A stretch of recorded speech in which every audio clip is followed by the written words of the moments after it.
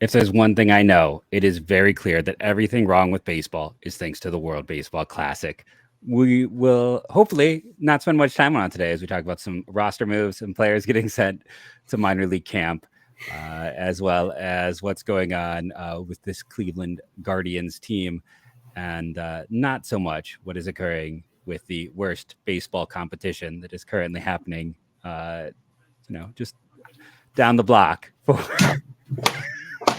today's Locked On Guardians.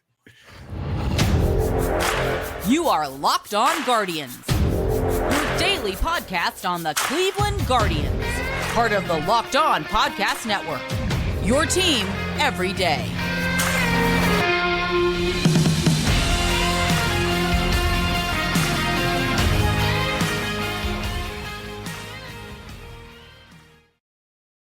Hello, everyone. Today's episode is brought to you by Ultimate Baseball GM. Have you ever dreamed of becoming an MLB GM and managing your baseball franchise? Then this game is definitely for you. Download the game. Just visit ultimatebaseballgm.com or look it up in app stores. Our listeners get 100% free boost to franchise when using the promo code Locked On, all caps. I'm Jeff. Over there is Justin. I'm sending a strongly worded email to Locked On about your comments to open the show. I was pretty proud. I did not have worst baseball competition as something preset up. That came to me as I was doing my mini rant. I didn't watch any of it. Again, if you enjoy it, enjoy it. I have no problems with someone who's enjoying something. I don't want to yuck your yum. Please understand that I am doing this mostly to tease Justin. It's not for me. I couldn't get into it. I know a lot of people really enjoyed this past weekend. Hey, you know what? They are showcasing the talents of baseball in the classic. Okay, they are doing a lot of showcasing. Yes, that is part of the bingo card. That is part of the bingo card. Before we get into today's show, we had a lot of fantastic commenters point out that the reason that certain players' numbers weren't retired, and there's literally too many of you to say who said it. So many people commented that. Thanks for paying attention. Yes, that the reason that no numbers were retired before 1929 is nobody wore numbers before 1929 on their backs. That was a thing that the Cleveland baseball team took from the Yankees. Apparently, that was a Yankees thing of retiring numbers and doing that. So it started there and then became a Cleveland thing. So that's why, there is no Nap Lajway, there is no Tris Speaker. All of those guys were from before that era of performance. So everybody does it now, though. Everybody retires numbers. What would you propose to honor players? Like, obviously the Guardians have the isn't Ray Chapman honored in some way, even though isn't he from that era as well? Well, they've honored him a bunch of different ways with things they've dedicated to him over the years. But I mean, they have the Hall of Fame out in center field. What is that? Heritage Park. Other teams and ballparks have team Hall of Fames too. So, like, I don't know what's the alternative to retiring numbers. You just put their name up there into like a ring of honor or something, or I don't know. No, I honestly. What's the alternative? Let us know if you think that we only had one comment like this, but if you think that there should be an alternative to retiring numbers, because this way they don't have to be in the Hall of Fame if you want to retire or do something for them. How would you ask them to honor players that deserve, similar honors, I suppose, is what I'm trying to say. Yeah, no. But yeah, we wanted to get to that. And again, I know many people told us, so I do feel bad. I can't sit here and tell you exactly which person it was, but I know we know a lot of people. So that was our first thing we wanted to discuss. Then we got, since our last we got together and recorded, you and I, there's been several players set down to the minors, or minor league camp, I should say, and one player activated to the minor league camp, that being Cade Smith, who we talked about on the show with his performance in the worst baseball competition, though he looked quite good there. He was the good Canadian pitcher. They had one. Thanks. Yeah. Well, I'm not wrong from what I understand with that one, though. Unfortunately. So, yeah, so now that has occurred, do you want to talk about the other players sent down to camp, since I've hogged the mic for the first 5 minutes? Cade Smith, he said back in AAA or back in the minor league camp, never did get to pitch. I don't know. Did he pitch a Cactus League game with the Major League Club? I don't think he did. He did. I did, because I remember watching a game. He did get into a Major League game because he had a strikeout. I know. I had the video. and his parents at the video as well. And then Connor Pilkington sent back to AAA. Not really a surprise there. He's going to continue to work as a starter in the minor leagues. So just as suspected, he'll probably be the sixth man up, for double headers, or the first guy recalled early in the season should there be an injury. So not really a surprise there. I guess maybe the only thing would have been, could he be an extra lefty with Sam Hentges being maybe out to start the year? But from what it sounds like, Sam Hentges is not going to be out too long. It sounds like as soon as he starts being able to he's throwing again, but as soon as he gets into the bullpen and starts getting into games, he'll be able to ramp up pretty quickly. So, and doesn't it feel like disaster avoided? Yeah, with his health is part of it, but to interrupt, with kind of some of the other players who get into this reassignment, doesn't it feel more and more like Tim Herron's making this team? Oh, for sure. Yeah, I think they're going to have Tim Herron on there. So the other assignments were not really surprises either. Philip Deal was a lefty who signed late in camp. He has been reassigned to minor league camp. Caleb Berriger, who was signed before spring training started. I know a lot of people thought maybe there was a chance he could break camp as one of the lefties or an extra arm out of the bullpen.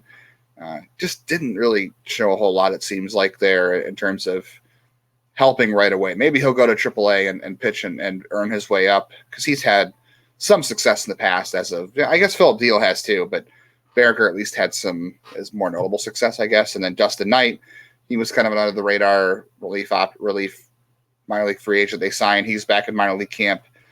I don't even know if he'll go to Columbus this year. We'll see if they keep him, and their pitching is obviously loaded down there. And then Brian Lavastida optioned back to AAA as well.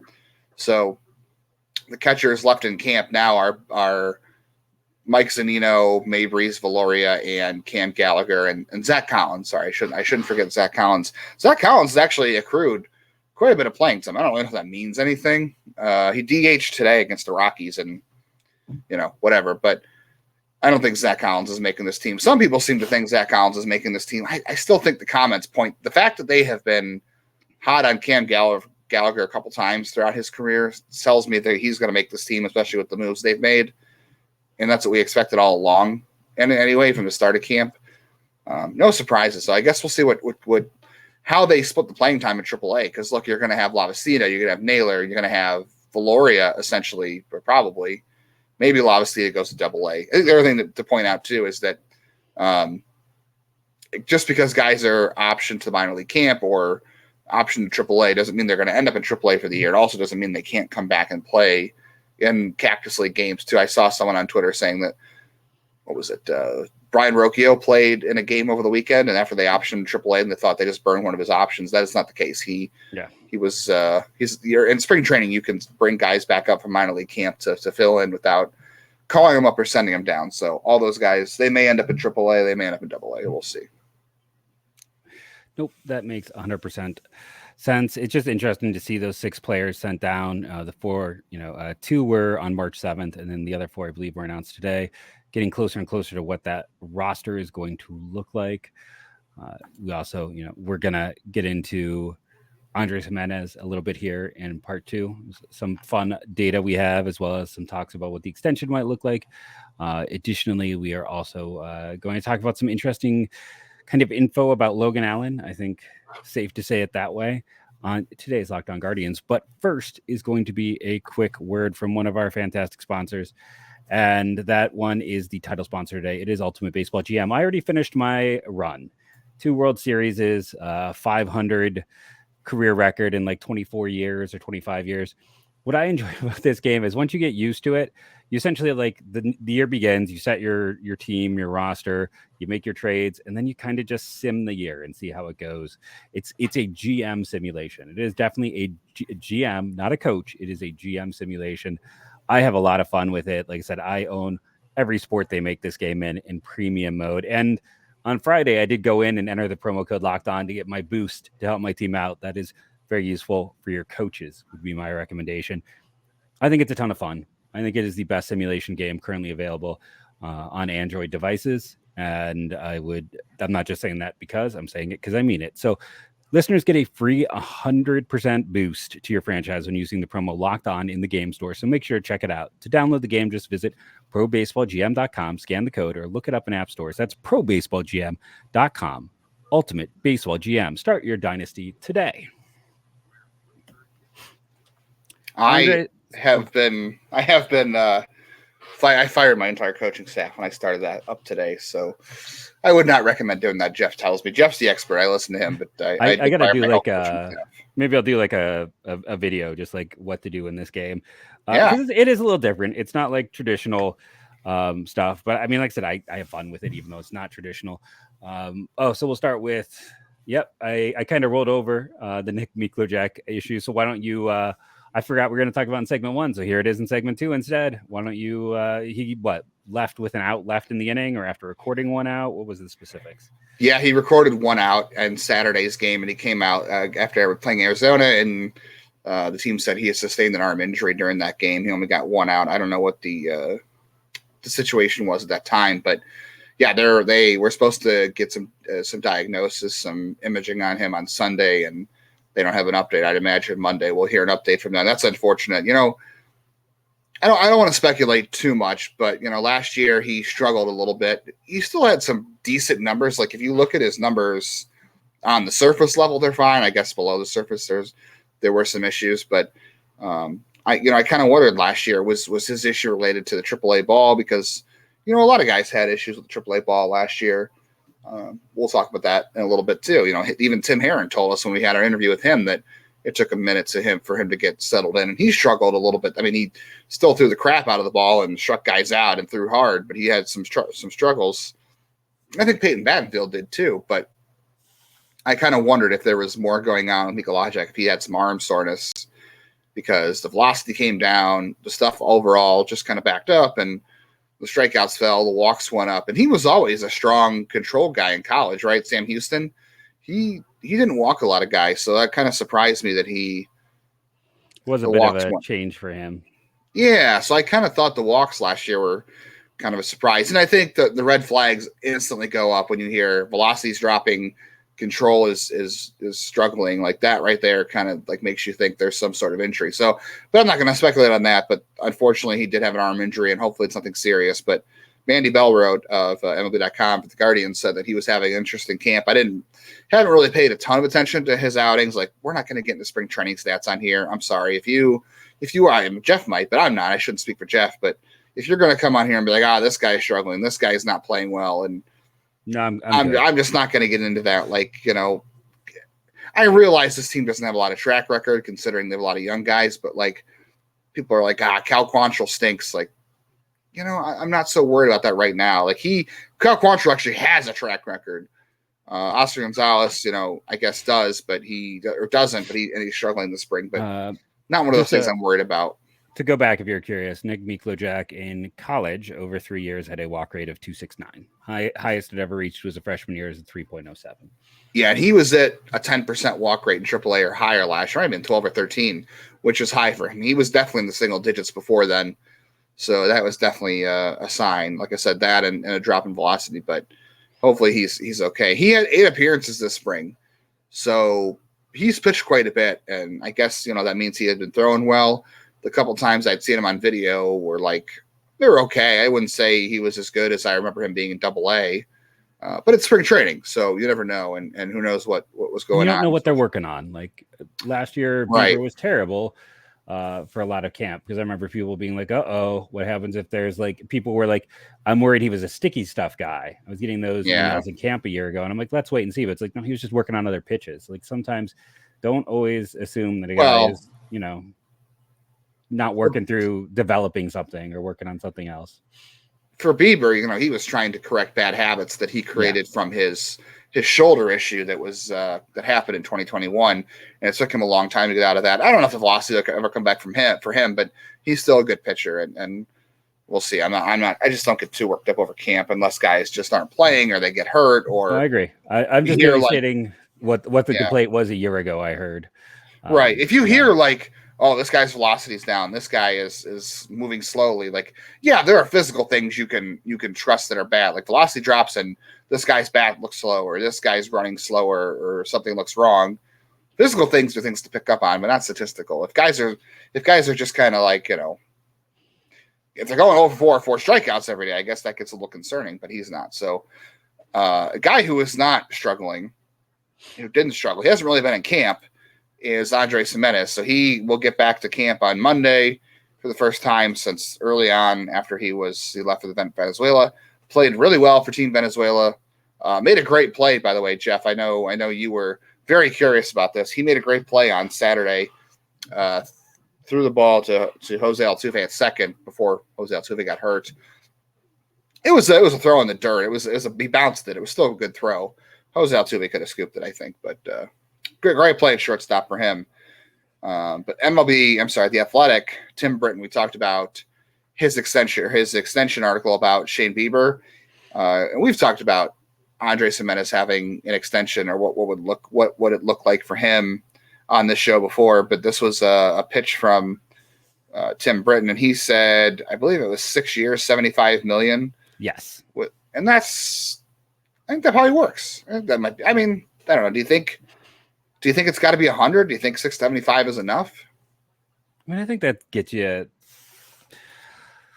because you're buying out 4 years. Yeah, he'll go to arbitration next. He'll be arbitration next year after the season. So you'll have 3 years. So if you do it now, it's 6. So you're getting 2 years bought out, and then he added in the possibility of team options after that. I think that's reasonable. Let's at least put it that way. I think that is a reasonable idea for a contract that could occur. I'm not saying it's going to, but I think it makes logical sense. Would you be comfortable giving him that contract? Yes, I would. Absolutely. You? Even if he keeps diving into first base? He's not going to keep diving into first base because I don't know what I'm going to do. I'm going to just sit here and scream on this podcast and not do anything. But, he's so dang fast. Stop wasting your speed. You slow down. When you dive into first, you slow down. It's always the wrong call. Always the wrong call. Jeff's going to get me fired up over the World Baseball Classic, and I'm going to get him fired up over Andrés Giménez sliding into first base. And Jeff, you want to know how you can get more fired up over Andrés Giménez sliding into first base being not a good idea? I don't. How can this make me even more annoyed? It's already made me annoyed. How can you make me more annoyed? I am happy to annoy you more after how you started today's show. I'm going to make it my focus the rest of the show to annoy you more. So the great Sarah Langs, researcher for MLB, Andrés Giménez had an infield single in the World Baseball Classic with a sprint speed of 29.8 feet per second, just shy of the elite 30 feet per second threshold, 4.21 seconds home to first time, tied for fourth fastest event on any base hit in the WBC game this year in MLB Park. Giménez also has number 2 on the list. So number 2, number 4. So Andrés Giménez is fast, is what we're trying to say, what Sarah's trying to say.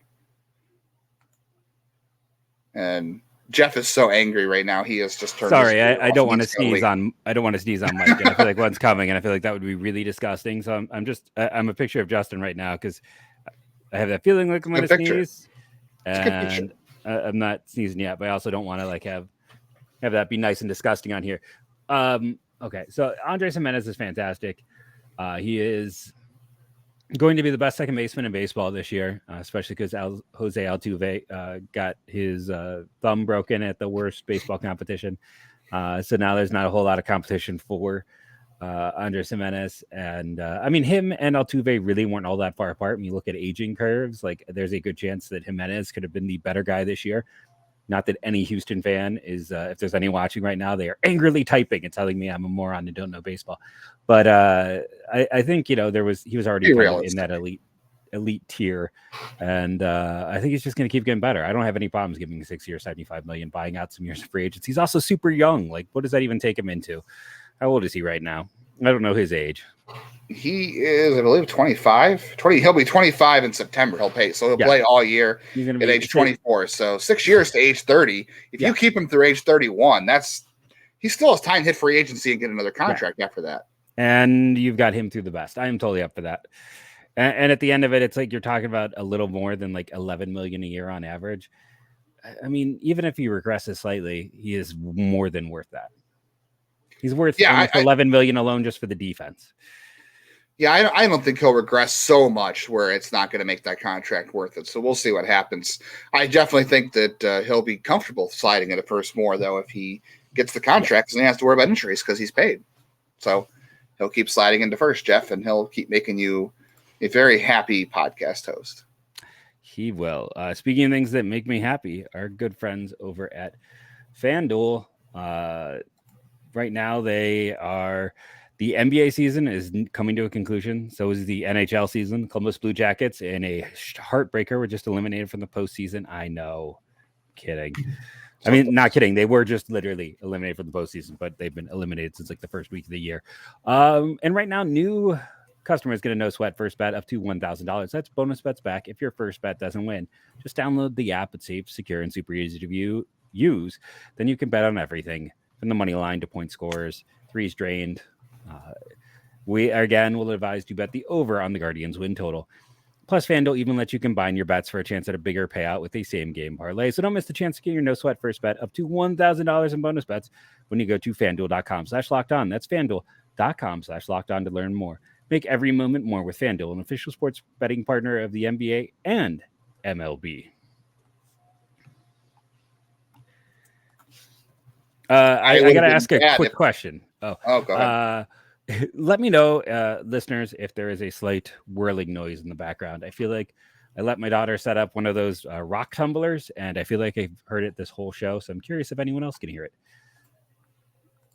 I don't hear anything, but I was going to say I would have been, I don't know what the odds were on FanDuel for the World Baseball Classic, but I would have been giving you very bad advice because Team USA just advanced to the finals to face the winner of Japan and Mexico, and I definitely had Venezuela versus Japan in the finals. So I would have been I might be half right. We'll see. Mexico and Japan play on Monday night, but I definitely didn't have USA in the finals. I guess I was underestimated their lineup. Their lineup was good, but man, pitching has been good enough. People thought Venezuela was unbeatable, is what I took away from being on Twitter at various points during this competition. But thankfully, the national nightmare is nearly over. The World Baseball Classic is almost done. Hey, we're gonna get Mike Trout versus Shohei Ohtani. So how dare you? Now Japan's gonna lose, and we're gonna get a U.S. Mexico rematch just to make that not happen. Fun. Yeah. Logan Allen, velocity bump. After a guy who kind of spent the second half of the year being doubted, being moved down on prospect lists, kind of being almost an afterthought with the big three. And then, you look at what Cantillo did and kind of the curiosity there and the curiosity of Morris. It's like Logan Allen might have been the sixth most interesting pitching prospect in this organization. Now he hasn't seen a big velo bump like a lot of other guys. If you go back to that draft, he was my highest rated player they drafted. I had someone comment in the comments, because that's what you do in comments, like the Carson Tucker is the worst first rounder ever. He's not, because part of the reason is they knew he was way under slot and they used some of that money to go get Logan Allen and to get Petey Halpin. So, they balance it out. But Logan Allen, this velo jump could be huge because he hasn't really had that since he was always strong secondaries, great athlete. He was a two-way guy in college, a first baseman when he wasn't pitching. And now a velo bump. I mean, this could make him really interesting. And it's great for a guy who, again, kind of ended the year on a sour note. Yeah, he did. And James Harris, this was talking to MLB.com, MLB Pipeline. I think it was Jim Callis or Jonathan Mayo, one of those guys. Mayo did the was article. It Mayo? Yeah. Okay, so he was talking about Logan Allen, and Harris had mentioned, and this could be spin too. There's no way of knowing how. I mean, I've talked with James Harris in the past. I generally would trust what he has to say, but he also is going to come out and say anything about negative about his players either. But he said that Allen had some issues adjusting to the new baseball, which I think is probably true, even if there was something else going on. We've heard that from multiple players. That's like right. Thing. Yeah. So that was definitely something to figure out. Other guys struggled with it, but he is throwing harder in spring training, which when he came out of college is like an 88, 92 guy, and he mostly has stayed that. He was 88, 92, could hit 94 throughout the minors, and I've never seen him go higher than 94, but he's generally safely in that 90, 92 range most times. But if he's a guy who is going to be throwing, if he can hit 95, 96, you're talking about him sitting like, I don't know, 91, 93, 95. Like if he can sit in the low 90s versus I don't know, not as long as he's not falling into the 89-90 range. Like if he can stay above the 89-90 range and he can top out at 95 or 96, that's a pretty significant jump for him. You know, he's not a big guy. Like Joey Cantillo had a better chance to compete throwing 88 to 92, topping out 94 when Cleveland got him, because Joey Cantillo has a massive wingspan and has a lot of extension in his delivery. Yeah, so he has some of the levers in the organization, I feel like. He gets a lot of extension in his delivery, and his fastball played up because of that. So even if he was throwing 92, it looked a lot harder because it was getting on players faster. Logan Allen is a short guy and has short levers, so he doesn't have that same benefit. The one thing he always had going for him was that low arm angle. That he's got a very flat approach angle, as they call it, which means his ball, when he throws anything to the plate, it's a very unique arm angle. His release point. You don't see it a lot in baseball. You know, it's not Chris Sale, but it's like in that conversation. And there are other guys who are in baseball now. This is becoming a concept that teams have really picked up on the last 5 or 6 years. So that helped his fastball. But if you combine that with him throwing, like I said, 92, 94, and he can hit 95 or 96, that changes things for him because he gets a little more margin for error when he doesn't locate the fastball. You think it might extend to other pitches too, right? Like it could aid his changeup. It could aid his slider. He's already got really, pinpoint control. If he needs a little more margin for error, he might have it. And I think he certainly could have used it last September when he was in AAA, because I think that was part of the issue too, is he couldn't locate his fastball and it got hammered because he's the guy who's got to live on the black of the plate. So I'll be curious to see if he can bring this into the season and sustain it, because that can make a big difference for him, even if we're just talking about 1 or 2 miles, as long as it's his average. If he's averaging 1 or 2 miles an hour or more, and it's extending to the rest of his pitches. Yeah, because I mean, basically the biggest thing holding him back is that fastball, and you go and you look at size. I mean, yeah, I mean his size is. It's not traditional size. I mean, he's still an athletic player, but yes, he is not your prototypical size for a starter. But I mean, for a lefty, like there are lefties with his size, like that's not unconventional.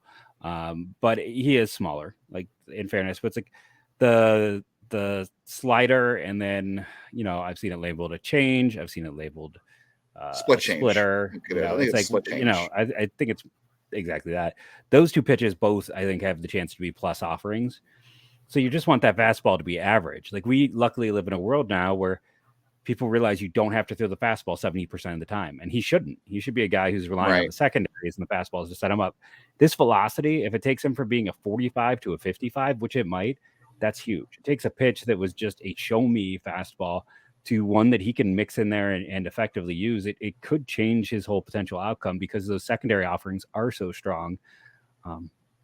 And if you listen to this podcast for any length of time, I think the trick to pitchers surviving and health is athleticism. He's got that in spades.